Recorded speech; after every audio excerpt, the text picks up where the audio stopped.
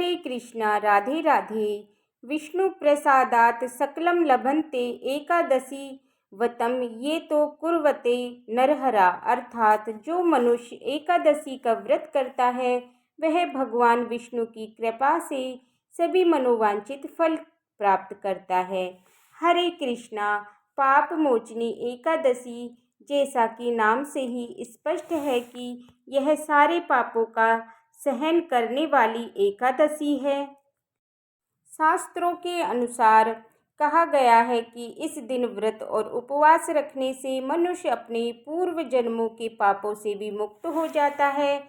ये दिन आत्मशुद्धि और ईश्वरीय कृपा के साथ साथ मोक्ष की प्राप्ति के लिए भी अत्यंत शुभ माना गया है। आइए जानते हैं चैत्र मास के कृष्ण पक्ष की पाप मोचनी एकादशी तिथि, पूजा विधि और शुभ मुहूर्त के बारे में। इस बार एकादशी तिथि प्रारंभ होगी 25 मार्च मंगलवार को सुबह 5:06 से और एकादशी की तिथि समाप्ति होगी 26 मार्च बुधवार को सुबह 3:45 पर। एकादशी की तिथि इस बार 2 दिन है। ऐसे में व्रत रखने की तिथि में बहुत ज़्यादा असमंजस बना है, लेकिन कौन सी तिथि में आपको व्रत रखना है, चलिए बताते हैं। इस बार पाप मोचनी एकादशी का व्रत 25 मार्च दिन मंगलवार को और 26 मार्च बुधवार को दोनों ही दिन रखा जाएगा। 25 मार्च मंगलवार के दिन एकादशी सारा दिन रहेगी और सूर्य उदय से पहले, लेकिन 10वीं तिथि भी है और जब भी 10वीं तिथि के साथ एकादशी का संयोग होता है, जो भी वैष्णव जन हैं, जो भी इस दिन उपवास नहीं रखते हैं, ऐसे में वैष्णव जन एकादशी का व्रत रहेगा 26 मार्च दिन बुधवार को। आप चाहे तो दोनों ही तिथियों में व्रत रख सकते हैं। दोनों ही तिथियां सही हैं। मन में आप बिल्कुल भी डाउट ना रखें।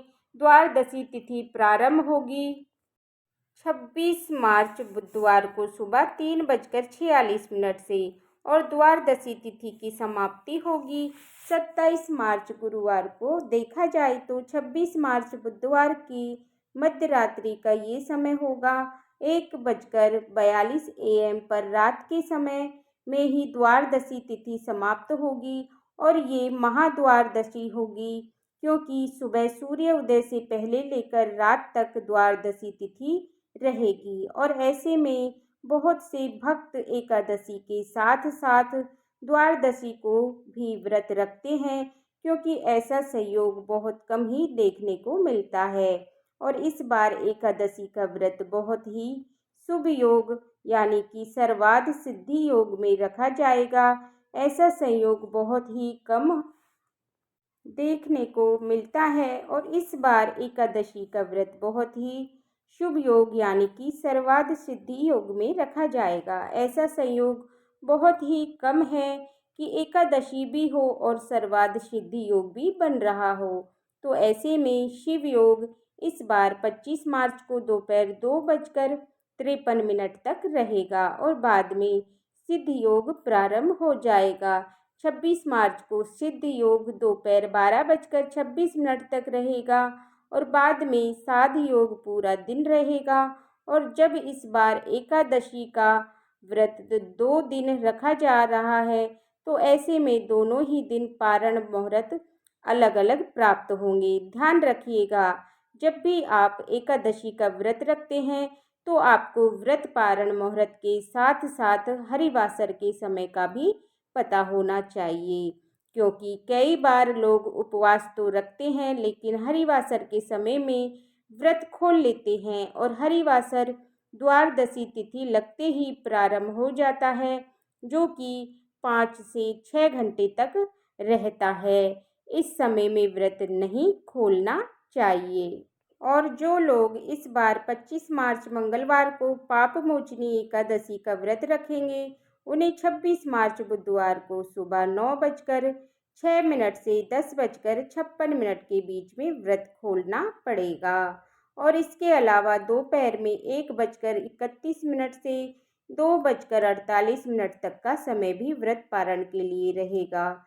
और जो वैष्णव एकादशी का यानी 26 मार्च बुधवार को व्रत रखेंगे, उन्हें 27 मार्च गुरुवार को सुबह 6:28 से 6:40 के बीच में अपना व्रत खोलना होगा। हालांकि इस समय त्रयोदशी तिथि प्रारंभ हो चुकी होगी, लेकिन फिर भी शास्त्रों में ऐसा वर्णन है कि वैष्णव एकादशी का व्रत रखने वाले भक्तों को त्रयोदशी तिथि के प्रथम पहर में व्रत खोलने में कोई दोष नहीं लगता है, बल्कि ये एक एकादशी व्रत माना जाता है। अगर आपको ये जानकारी पसंद आई हो तो मेरे वीडियो को लाइक करना और मेरे चैनल को सब्सक्राइब करना और कमेंट बॉक्स में हरे कृष्णा अवश्य लिखना मत भूलिएगा और बेल आइकन बटन को प्रेस करना, जिससे कि मेरी आने वाली वीडियो का नोटिफिकेशन आप सभी को समय पर मिल जाए। देखने के लिए बहुत बहुत धन्यवाद। जय श्री कृष्णा। राधे राधे।